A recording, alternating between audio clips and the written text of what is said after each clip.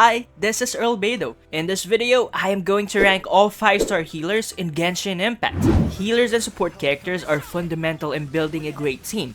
So, with the addition of the resident head nurse Sigewinne, I think this is the perfect time to see which among the healers we have is the most valuable. Someone that will bring a huge impact to your account, so you can decide who you will pull for and build. To be objective, we will not judge them by their design and animations and personalities, but with the following: their healing capabilities, how they heal the team, not necessarily how strong they heal, their support utility, other mechanics that help the team, and overall long-term value. Just a disclaimer, not because the character is ranked last, they are useless. The list of healers we have in Genshin Impact is actually quite good. It's just that some are really better than the others. And that is fine. Don't let anyone dictate who you will like. Ultimately, the purpose of this video is to help F2Ps and players in general to prioritize who they will build to save resources. With that, let's get started. The top 7 healer on our list is Sigewinne. Aside from the fact that she is the latest released healer, which means we still need to find the best team for her, her kit, to be honest, feels like it's made for a 4-star character. I love her and her design, don't get me wrong. But if we are speaking objectively, the other healers are just too good, and I will be lying if I rank her higher. When she was announced, I was really excited because she is a Hydro character, and Hydro is one of the strongest, if not the strongest element in game, since it triggers and helps trigger strong reactions like Vape and create Dendro cores for Hyper Bloom. This sets the bar very high for Hydro characters. However, it's saddening that her Hydro application is almost non-existent. It's just a maximum of 3 Hydro applications, so it's not very reliable. So most of the time, if the team is reliant on Hydro, you need to pair her up with another Hydro. On the brighter side, her healing is actually good and reliable, plus she also has a buffing capability. But the thing is, this only works for off-field skill. This is very limited, specifically for characters like Fischl, Yae, Earlbedo, and Furina only. And the first 3 already have a very reliable team. Fischl and Yae work well with aggravate teams, so Hydra is not really necessary. But we can do a taser team with this too with Sigewinne. But as mentioned, Sigewinne's Hydro application is not reliable. I'd rather pair them with Xingqiu or even Barbara if I plan to do a taser team. Earlbedo is a Geo character which works really well for Geo teams, which means adding Hydro is again not necessary. It's just very weird that the buff only works for off-field skills. Next, the reason why she is placed last is because of her burst. I feel like the burst is a little underwhelming and unnecessary. It's cute and all, but the on-field time is not necessary for a mediocre damage. Her Bond of Light mechanics also feels forced compared to Arlecchino and Clorant. Of course, we can compare her directly to them since they have different roles, but I think the Bond of Life implementation to Sigewinne is just an afterthought. There's just a lot of missed opportunities, like why just not make her focus on big healing alone since she is a head nurse, or maybe a damage over time since she uses a syringe. But you know what, let's give Sigewinne a chance. Maybe she'll pull a Qiqi Shinobu and will be very strong and meta in the future.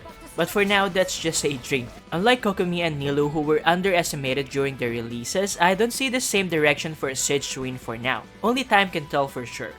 Overall, I think if you're an F2P with limited pulls, or maybe a meta player, Sigewinne might not be worth the pull for you for now. But if you like her and her personality, or maybe you want to impress her novelette, then that's another story. The top 6 is Qiqi. Qiqi is infamous for always coming home from 50-50 losses, but if we are talking about her healing capabilities, I don't think she is the worst. We will not talk about all of her teams, so let's focus on her best team for now, which is the reason she ranked higher than Sigewinne. It's Qiqi Hyper Fridge team, which is basically just Hyper Bloom with Cryo. Some of you might only hear this now, but she actually is very good Hyper Bloom team driver.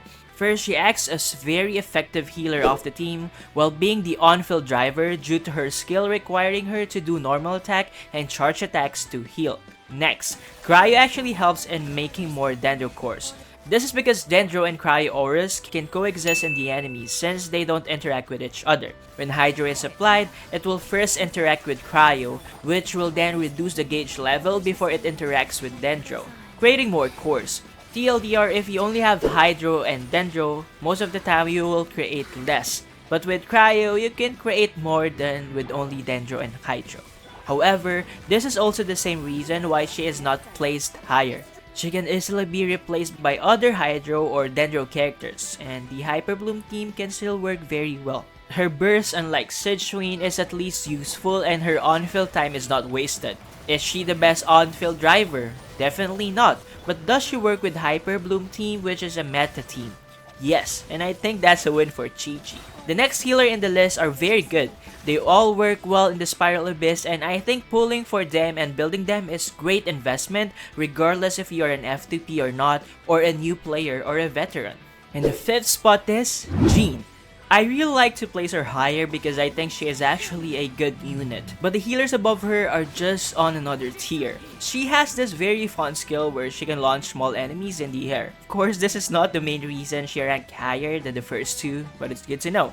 She can be an effective DPS for early ARs, but we will focus on what actually makes her a good unit. First, she wields the element Animo, which means she can wear the Viridescent Veneer set, which shreds enemies' resistance. Aside from that, she is a very effective burst healer. Imagine having a resistant shredder and healer in one. Being an Animo makes her very flexible in terms of team comps. Sunfire Jane is her most popular team. More importantly, the introduction of Furina actually made her value even higher. Furina's fanfare buff is dependent on the decrease or increase of party's HP.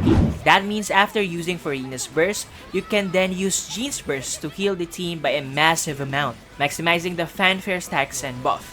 This is a very good thing since characters like Furina actually made standard characters like her shine. Jean is very flexible and can really add value to your account, especially if you have Furina. So don't be sad if you lose 50-50 because of her. You might be surprised, but the top 4 is Furina. I can already see some raised eyebrows. I think some people will say why I added her to the list, and some might ask why is she ranked lower than they expect. Let me explain. To be honest, when I play Furina, I don't usually use her as a healer. I switched her skill to heal like a few times in the Spiral Abyss, but it's usually for emergency cases. In the overworld, I don't also use her as my main healer. However, her healing is still an integral part of her kit. Firstly, because this adds stacks to her fanfare buff. And secondly, one of her passive is dedicated for healing. So unlike Xingqiu, whose healing is just an extra perk, or maybe unlike Goro and Noelle, whose healing are unlocked by constellations, Furina's healing is still an important and innate part of her kit. Now, let's answer why she is ranked a little lower. It's because her healing is not as reliable as the others, even for those who rank under her. But as I mentioned, healers in this rank and tier are actually very good and will add huge value to your account. Although her healing is not the best, her burst more than makes up for it. It opened tons of possibilities and team comps. Like finally having a shouting without Bennett, or maybe finally having a better and easier to use substitute to Mona. HP scaling characters like Nubilet and Yelan also benefit greatly. And what's great is you can activate her healing as you wish or when needed. Then deactivate it to use her as a very effective sub DPS and decent Hydro applicator. She is a healer, buffer, and strong sub DPS in one. So obviously, I recommend pulling on her banner and building her. It will be so worth it. Now let me introduce you to the top 3 healer. It's Xianyun. This sassy Adeptus is very much like Jean. She is an Animo character, which means she can wear the Viridescent Veneer set. She also has a massive burst heal, which also scales with attack, just like Jean. That alone makes her a very good healer, but she is one tier higher than Jean.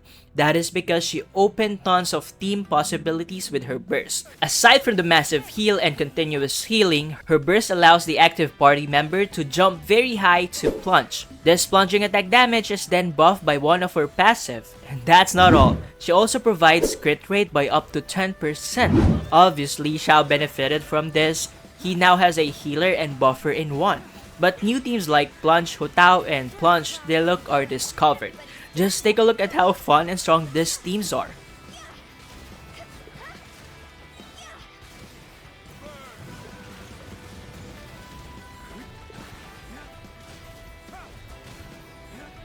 I'm just so happy that Diluc finally has another reliable team. Xianyun was able to meet the players' expectation for a healer, but also exceeded it. Her kit might not be for everyone, but I think her ranking is well deserved. Who do you think will rank first? Is it Kokomi or Baizhu? Before we continue, if you are enjoying this video, please subscribe to my channel because I make Genshin Impact guides like this almost every week. The second best 5-star healer is Baizhu. He is a healer that also provides a pseudo shield. His shield might not be the strongest and most consistent, but there are two reasons why he ranks second. First is because he is a Dendro character. The introduction of Dendro to the game brought a whole new level of meta. Dendro enables very strong reactions like Quicken and Hyper Bloom. Hyper Bloom has been in the meta for a while now, so having a Dendro character that can heal is very worth it. And being a Dendro, he can wear the Deepwood Memories, which decreases Dendro resistance of enemies by a lot. This is basically the Viridescent Venom reset but for Dendro. He is also a Catalyst user, which means he can be an off-field driver. The second reason is because he can buff Dendro related reactions by a lot. I made a whole video showing how strong this buff is. But I really think this is oftentimes neglected by players as they only see Dr. Baizhu as a pseudo shielder / healer. Having Baizhu can level up Dendro teams which are already overpowered. Now, the best 5-star healer and best healer overall in game is none other than Kokomi. Her entrance and release was not the best because a lot of players and even content creators underestimated her potential by a lot just because she doesn't crit. However, Kokomi is not just a 5-star Barbara. Let me tell you why. Kokomi potentially has unlimited healing if used correctly. That is because her burst refreshes the duration of her skill. That is other than the fact that her normal and charge attack during this time heals the party. Her skill applies AoE Hydro to enemies aside from healing. Having a 100% skill uptime means unlimited reactions, like potentially having only freeze for Ayaka and Ganyu. Tenacity of Millilith will also be very useful for her due to this fact. And as I mentioned many times, her value goes even higher since she is a Hydro. She actually has a lot of Hydro application sources, both from her skill and normal and charge attack. However, this will require on-field time. But that is actually a good thing since her normal and charge attack damage are increased, which means she can deal decent damage. Although this doesn't crit, a lot of creators already showed how strong she can be even if she doesn't crit. But we will not talk about that this time. But because of that, she actually functions as a very effective reaction driver. I think she is actually one of the best drivers along with Sucrose since they are both Catalyst users that can wear TTTS. She can also wear artifacts like Ocean Youth for extra personal damage or Song of Days Pass for damage buff aside from the Millilith as mentioned earlier. What's great with Kokomi is she works well for all types of teams. Compared to Bennett who mostly only works with attack scaling characters and Baizhu for EM focused teams, Kokomi can support attack, HP and even EM scaling characters. So let's quickly talk about the teams she works well with. First, she made Taser teams keep up with the meta and be very useful in the Spiral Abyss. An Electro Charge might not be the strongest reaction, but because of Kokomi, this becomes worth it. For example, we can just basically use Ayato, then put 2 Electro, then a healer or an Animo for buffing to create a Taser team. However, if we substitute Kokomi to Ayato, we already have a consistent Hydro applicator, which is the role of Ayato. A healer, obviously, that could have taken one spot in the team, and a buffer too. So she does all of that at once, giving slots to other strong characters in the team. Next, Kokomi can also work well with Dendro teams, specifically with Bloom and Hyper Bloom. For Bloom teams, she provides survivability since the Dendro cores also damage the active character.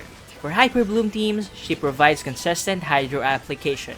Mono Hydro is one of my favorites. This actually works very well in the Spiral Abyss. Aside from the damage, Hydro Resonance is also activated, which means characters like Yelan, Neuvillette, and Furina can further reach their maximum potential. Lastly, she is also an integral part of Freeze teams since her skill provides enough Hydro for characters like Ayaka and Ganyu to freeze the enemies. She is also pretty easy to build.